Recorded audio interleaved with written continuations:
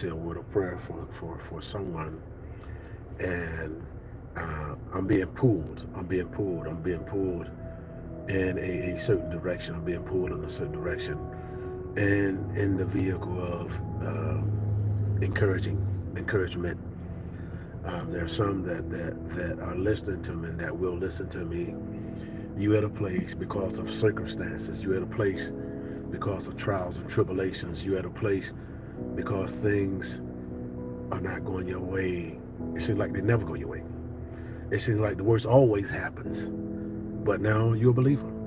You say you're a believer. You feel that you're a believer.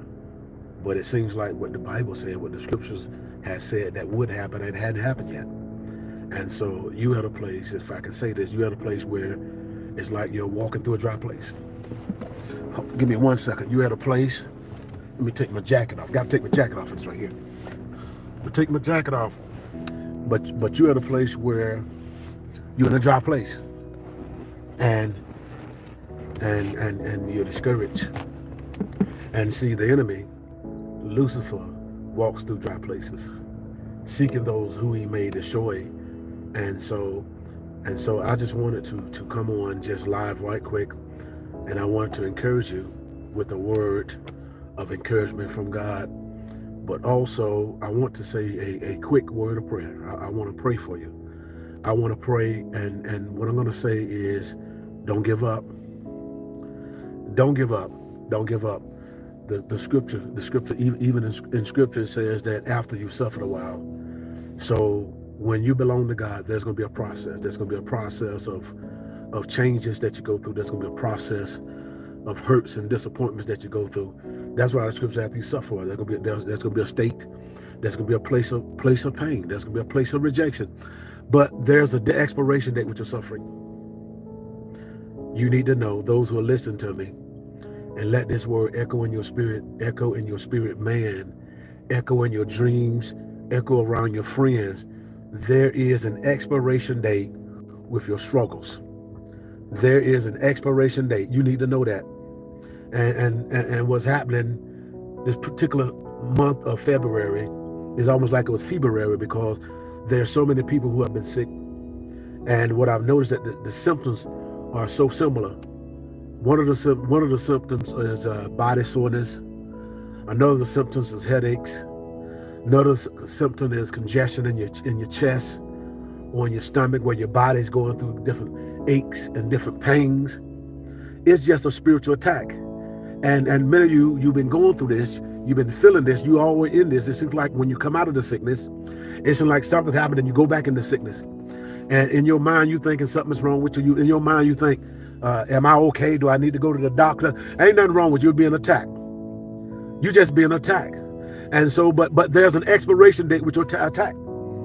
Someone put that in the comment. There's an expiration date with your attack, with your spiritual attack. Because God has penned a time where he's going to wipe away the pain. He's going to wipe away the hurt. He's going to wipe it away.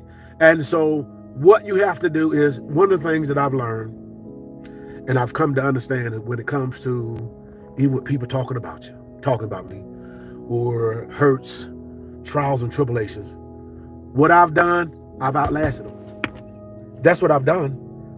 Yeah, things come, people done said this, people done said that, but I've lasted them.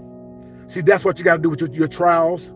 That's what you got to do with your tests. You got to outlast them, because there's an expiration date. And see, your strength, see, I'm going to tell you where your strength comes. Your strength is coming when you're standing, because when you're standing, that's when God's grace becomes perfected. The scripture said God's strength is made perfect when you get to a place where you feel weak. Now, if you're feeling weak, you're not going to fail. You're not going to fall, but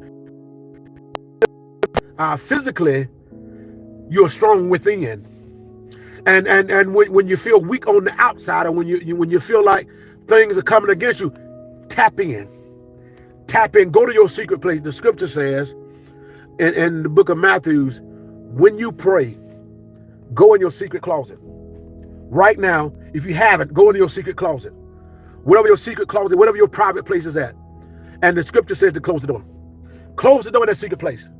And what you do in secret, God gonna reward you. And see, some of you, you're telling your business.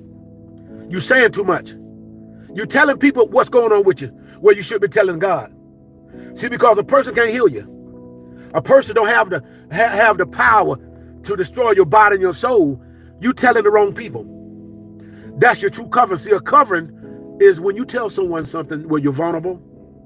When you tell someone something when you feel weak, and they take it and they pray for you, and it don't go out in the streets.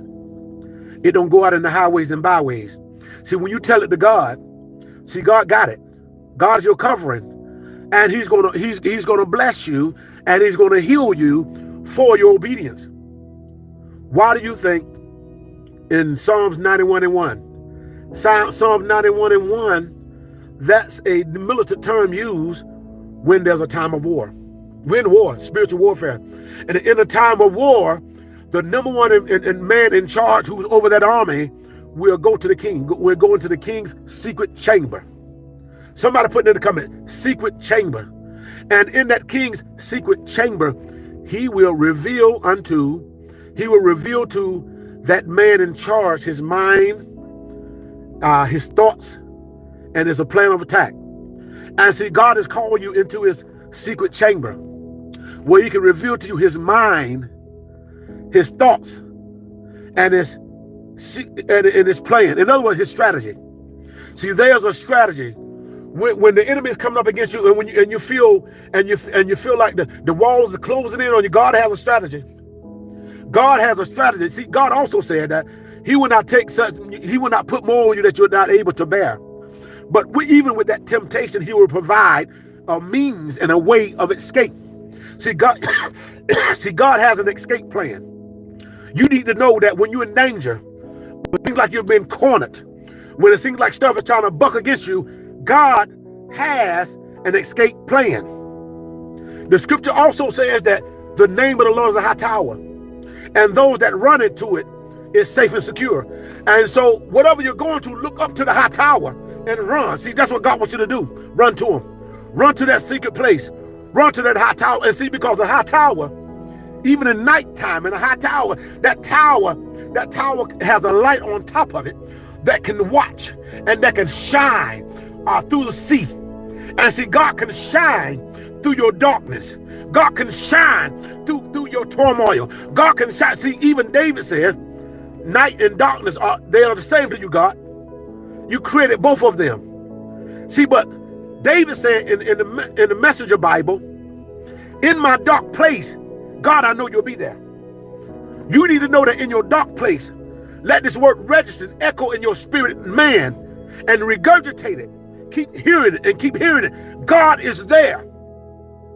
How can he not be there? In the beginning, he said, let there be. He created everything. So, which means a big God who created a big world cannot come into your small situation.